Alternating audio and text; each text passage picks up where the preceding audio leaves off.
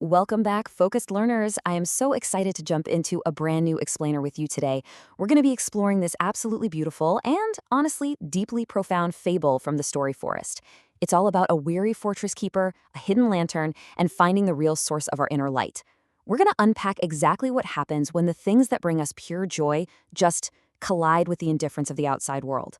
So get comfortable, focus in, and let's illuminate this story together. So let me ask you this. Have you ever found something just completely beautiful only to feel it instantly lose its magic the very second someone else ignored it? Think about it for a second. Maybe it was a new hobby you picked up, a huge personal breakthrough, or even just a quiet moment of happiness that you tried to share, and you just got hit with a casual shrug. Hold on to that feeling, because that incredibly relatable trap of seeking external validation is the literal beating heart of the story we're diving into right now. Okay, let's dive into this. Our story centers around the keeper of this massive stone fortress, located deep within the Story Forest. And her external world? It is a stark, exhausting contrast to any kind of fairy tale magic you might picture.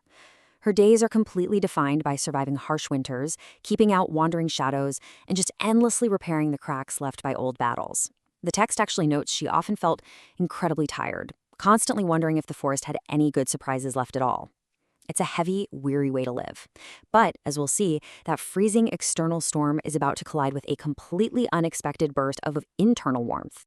To really get the most out of this fable, we're going to track the keeper's emotional state as we go through this explainer. She starts off in that long-term state of weariness we just talked about, literally years of just surviving the storms. But then, right in the middle of all that exhaustion, everything shifts. Her long timeline of weariness gets completely interrupted by one single magical evening. Let's look at exactly what happened to spark that sudden joy of discovery. Picture this scene. It's evening. The keeper is walking down this overgrown path, completely exhausted from another brutal day of fortress repairs. But then she stops. She notices this faint golden glow coming from beneath a cluster of ferns. She kneels down, totally curious, brushes away the dirt, and right there, safely tucked among the roots of an ancient tree, she finds a lantern. And it's unlike anything she has ever seen before. Now, what's really interesting here is how the lantern's magic is described. It wasn't some blinding, overwhelming spotlight. It was deeply, incredibly personal. The light was soft, not bright, warm, but not hot. Its true power was entirely internal. The moment she lifted it, it stirred these totally forgotten dreams. It awakened lost adventures. It literally brought back pieces of herself that she thought the harsh forest had destroyed long ago. And for the very first time in seasons, our weary keeper finally smiled. But we need to be super clear about what this lantern actually did and what it didn't do. The lantern absolutely did not erase the difficulties of the forest. The fable makes this crystal clear. The external storms? Still there. The wandering shadows? Still out in the woods. The fortress still demanded constant, grueling care. The outside world had not magically become an easier place. But somehow, carrying this lantern, the keeper's burden felt lighter.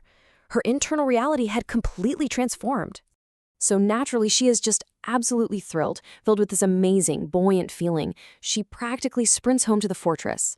The whole way there, she's bursting with anticipation. She can't wait to share this incredible find with another traveler who lives there.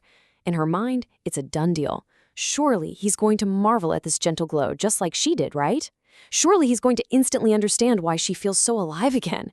She bursts through the doors, holds up her prize, and eagerly says, "Look what I found!" The traveler barely glances up. "It is nice," he replies, and then just immediately goes right back to his own thoughts. Just let that sink in for a second. The keeper is standing there. She's thinking, well, maybe he didn't really see it properly, so she holds it up a little higher. But the traveler just gives her this distracted, empty nod and walks away. Instantly, all that warmth she had been carrying just evaporates. The text perfectly describes it. A cold disappointment settled over her.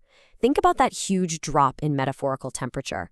She plummeted from the profound internal warmth of forgotten dreams straight into the sudden, freezing, crushing sense of rejection. And in that awful, vulnerable moment, the lantern itself literally seemed to grow dimmer in her hands. And right here we hit the ultimate trap of external validation. Look at how incredibly fast her mind spirals. Literally seconds ago, this lantern was awakening her very soul. Now, simply because one distracted traveler didn't stand up and applaud, she's downing the whole thing. She starts thinking, well, perhaps it wasn't special after all. Perhaps she had just completely imagined its beauty. She actually considers putting it away, hiding the exact thing that made her smile again, all because it failed to impress an audience. Crazy, right? But we all do it. So as she's standing there, totally defeated, holding the seemingly dimmed lantern, this old, wise owl lands softly on the fortress wall. The owl takes a long look at the lantern, then looks right at the keeper, and asks this incredibly gentle, simple question. Why are you frowning? The keeper sighs and explains that nobody else seems to care at all about her amazing discovery. The owl blinks slowly, really absorbing her sadness, and then asks, did the lantern lose its light? The keeper stops. She looks down at her hands. And she realizes, wait, no, it hasn't. The lantern is still physically glowing just as beautifully as it did out in the forest.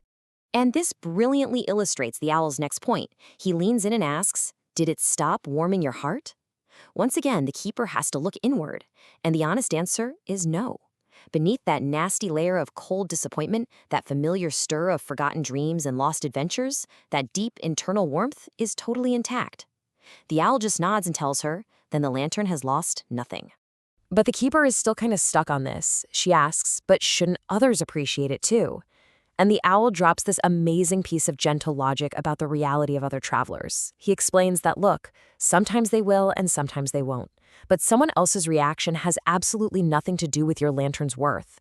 Some people are just exhausted from their own storms. Some are entirely distracted by their own wandering shadows. And some people literally just do not possess the capacity to see what you see. Their indifference is entirely about their journey, not yours. Then, the owl hops a little closer and gently taps the glass of her lantern. And guys, this is the absolute pivotal moment of our explainer. The owl says the mistake many fortress keepers make is believing a lantern shines because someone admires it. Man, think about how often every single one of us makes this exact mistake. We treat our passions, our weird little hobbies, our biggest dreams as if they only actually matter if an audience claps for them. So the crucial point is right here. The owl finishes his thought with this. But lanterns shine because they contain light. That's it. That is the fundamental truth of this whole story. The lantern's value, its beauty, its entire purpose is completely self-contained. It doesn't need to be witnessed to exist. It absolutely does not need to be praised to give off warmth. And in that moment, staring down at that golden glow, the keeper finally, truly understands. The lantern was bright when she found it, it was bright when she carried it, and it was bright even when the traveler completely ignored it. Bringing our emotional tracker back up, we can see the full arc of the keeper's journey. She has moved from those grueling years of weariness straight through the wild roller coaster of sudden joy and crushing disappointment, and she has finally arrived right here at quiet acceptance. That night, she places the lantern beside her window. The traveler barely notices. The owl goes to sleep, the forest storms rage on outside. But none of that matters anymore, because she has found her peace. Let's move to how this actually builds into something you can use in your own life. How do we actually become our own keepers? Well, first, you have to recognize your own inner light. You know, those forgotten dreams that suddenly stir when you do something you genuinely love. Second, and yeah, this is the really hard part, you have to consciously stop seeking the distracted traveler's nod. You have to cut off that need for external validation. And third, simply enjoy the warmth of your lantern for yourself. Because, exactly like in the fable, a true lantern literally never needs witnesses. It only needs a keeper willing to enjoy its light. I want to leave you with this final, absolutely vital question to chew on today. What is your lantern? What is that deeply personal thing that brings you quiet, genuine joy? And honestly, more importantly, whose permission are you still waiting for to actually enjoy it? It is time to stop waiting for the traveler to notice. Keep your lantern burning, warm your own heart, and I will see you next time on our next explainer. Keep learning.